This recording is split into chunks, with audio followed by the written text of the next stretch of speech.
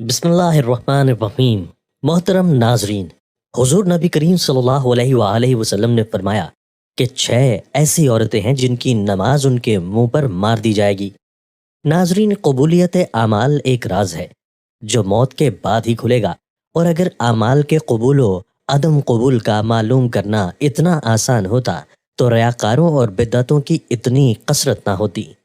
ہاں، البتہ شریعت نے قبولیت اعمال کا معیار اور کسوٹی بنا دی ہے کہ عمل کرنے والا صحیح العقیدہ ہو، عمل عین سنت کے مطابق ہو اور خلوص پر مبنی ہو، اور اپنے نیک اعمال کو برباد کرنے والے گناہوں سے بچتا ہو، تو اسے اللہ تعالیٰ سے قبولیت اور فضل کی امید رکھنی چاہیے۔ کائنات کی تخلیق کا مقصد اللہ کی عبادت ہے، اور عبادت کی قبولیت کے لیے جدوجہد ازبز ضروری ہے۔ چنانچہ عدم ایمان کے باعث کافر اور منافق کا کوئی بھی عمل آخرت میں فائدہ نہیں دے گا، البتہ انہیں دنیا میں پورا بدلہ دے دیا جائے گا۔ عمل کی قبولیت کے لیے اخلاص اور اتباع سنت لازمی امور ہیں۔ اخلاص کا مطلب یہ ہے کہ نیکی کا مقصود اور مطلوب صرف رضائے الہی ہو، جس کے لیے نیت بنیادی کردار کی حامل ہے، کیونکہ نیت کی وجہ سے چھوٹا عمل بھی بڑا بن جاتا ہے۔ تقویٰ، تسلسل کے ساتھ نیکیاں، نیکی کے لیے دلی رغبت، نیکی پر ثابت قدمی اور انسانی اعضاء کا صحیح سلامت رہنا نیکی قبول ہونے کی علامات میں سے ہیں۔ اگر انسان کو ابدیت کی حقیقی معرفت مل جائے تو اسے اپنی ساری زندگی کی عبادات بھی ہیچ نظر آئے۔ اسی لیے تو عظیم ترین عبادات کے بعد بھی استغفار سنت نبوی ہے، اور مومن کبھی بھی اپنی نیکی پر گھمنڈ نہیں کرتا بلکہ اللہ سے قبولیت کا امیدوار رہتا ہے۔ چنانچہ قبولیت کے لیے دعا اور شکر گزاری اپناتا ہے۔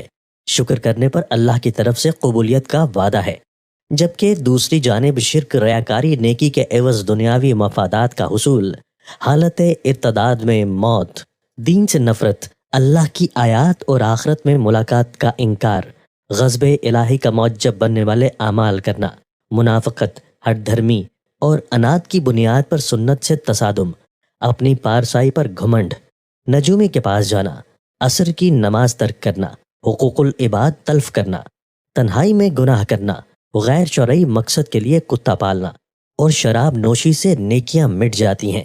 لیکن کچھ ایسی عورتیں ہیں جن کی نماز ان کے منہ پر ماری جائے گی، کیونکہ وہ عورتیں نماز تو پڑھتی ہیں جنت میں جانے کے لیے، ان کا صرف نماز پڑھنا کافی نہیں ہے کہ وہ جنت تک انہیں پہنچا دے۔ کچھ ایسی عورتیں ہیں جو نماز خوب پالتی ہیں، خوب روزے رکھتی ہیں، لیکن ان کی نماز کا کوئی فائدہ نہیں ہے، اور ان کی نماز ان کو جہنم کی آگ سے نہیں بچا سکتی، کیونکہ وہ ایسی نیکیوں کے ساتھ ایسے گناہ کرتی ہیں، وہ گناہ ان کو جہنم میں لے کر جائیں گے۔ کیونکہ آپ صلی اللہ علیہ وآلہ وسلم نے فرمایا، 2 چیزیں اسلام نے ہم کو دی ہیں، پہلی ہے حقوق اللہ، دوسرا ہے حقوق العباد۔ پہلے اللہ کے حقوق، بعد میں بندے کے حقوق۔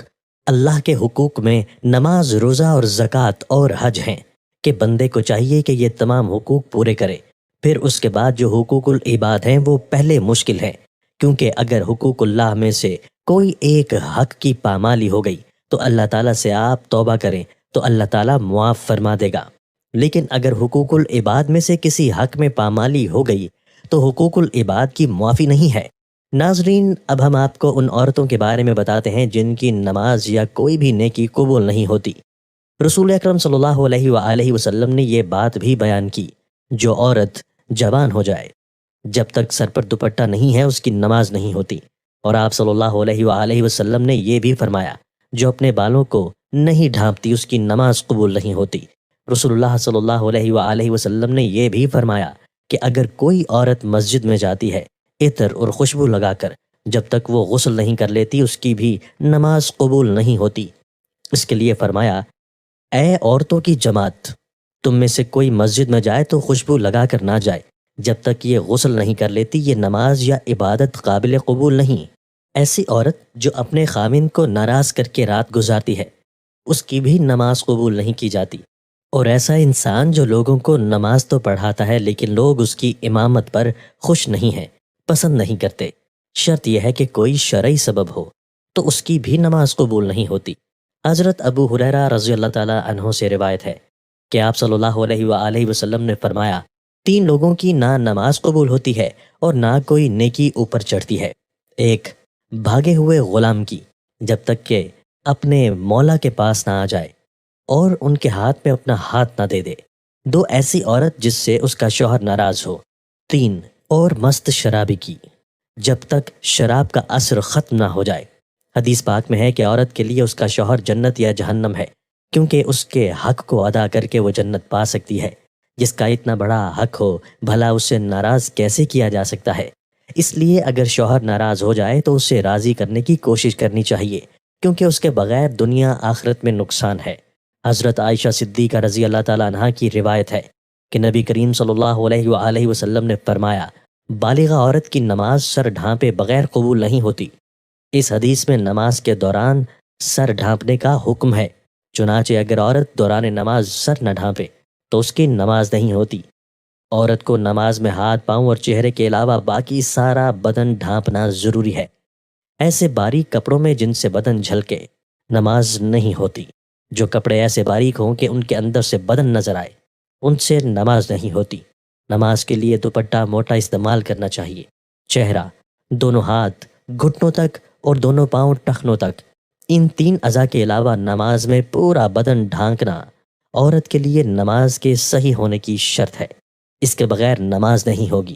نماز کے دوران سر کھل جائے اور 3 بار سبحان اللہ کہنے کی مقدار تک کھلا رہے تو نماز ٹوٹ جائے گی، اور اگر سر کھلتے ہی فوراً ڈھانپ لیا جائے تو نماز ہوگی۔ نفل نماز تو بیٹھ کر پڑھنے کی اجازت ہے، گو بیٹھ کر پڑھنے کا آدھا ثواب ملے گا، لیکن فرض نماز بغیر معذوری کے بیٹھ کر پڑھتی ہیں، ان کی نماز نہیں ہوتی۔ عورتوں کا جمع ہو کر اس طرح نفل نماز جماعت کے ساتھ ادا کرنا بدترین بدعت ہے اور متعدد غلطیوں کو مجموعہ ہے، جس کی وجہ سے وہ سخت گناہ گار ہیں۔ اور نیل پالش اور آدھی آستین والی عورتوں کی تو انفرادی نماز بھی نہیں ہوتی۔ فجر کی نماز تو عورتوں کو اول وقت میں پڑھنا افضل ہے، اور دوسری نماز مسجد کی جماعت کے بعد پڑھنا افضل ہے۔ جمعہ، جماعت اور عیدین کی نماز عورتوں کے ذمہ نہیں ہے۔ حضرت صلی اللہ علیہ وآلہ وسلم کا بابرکت زمانہ چونکہ شر و فساد سے خالی تھا، ادھر عورتوں کو حضرت صلی اللہ علیہ وآلہ وسلم سے احکام سیکھنے کی ضرورت تھی، اس لیے عورتوں کو مساجد میں حاضری کی اجازت تھی، اور اس میں بھی یہ قیود تھی کہ باپردہ جائیں، میلی کچیلی جائیں، زینت نہ لگائیں۔ اس کے باوجود عورتوں کو ترغیب دی جاتی تھی کہ وہ اپنے گھروں میں نماز پڑھیں۔ چنانچہ حضرت عبداللہ بن عمر رضی اللہ تعالیٰ عنہ سے روایت ہے کہ حضرت صلی اللہ علیہ وآلہ وسلم نے فرمایا، ترجمہ: اپنی عورتوں کو مسجدوں سے نہ روکو، اور مگر ان کے گھر ان کے لیے زیادہ بہتر ہیں۔ حضرت عبداللہ بن مسعود رضی اللہ تعالیٰ عنہ سے روایت ہے کہ رسول اللہ صلی اللہ علیہ وآلہ وسلم نے فرمایا، ترجمہ: عورت کا اپنے کمرے میں نماز پڑھنا اپنے گھر کی 4 دیواری میں نماز پڑھنے سے بہتر ہے، اور اس کا پچھلے کمرے میں نماز پڑھنا اگلے کمرے میں نماز پڑھنے سے بہتر ہے۔ مسند احمد میں حضرت ام حمید سعدیہ رضی اللہ تعالیٰ عنہ سے مروی ہے کہ انہوں نے عرض کیا، یا رسول اللہ صلی اللہ علیہ وآلہ وسلم، میں آپ کے ساتھ نماز پڑھنا پسند کرتی ہوں۔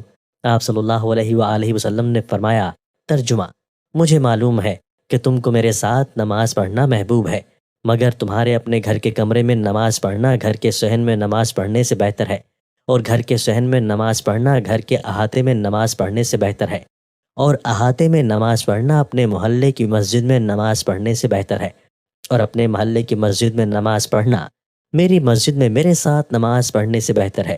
راوی کہتے ہیں کہ حضرت ام حمید رضی اللہ تعالیٰ عنہا نے یہ ارشاد سن کر اپنے گھر کے لوگوں کو حکم دیا کہ گھر کے سب سے دور اور تاریک ترین کونے میں ان کے لیے نماز کی جگہ بنا دی جائے۔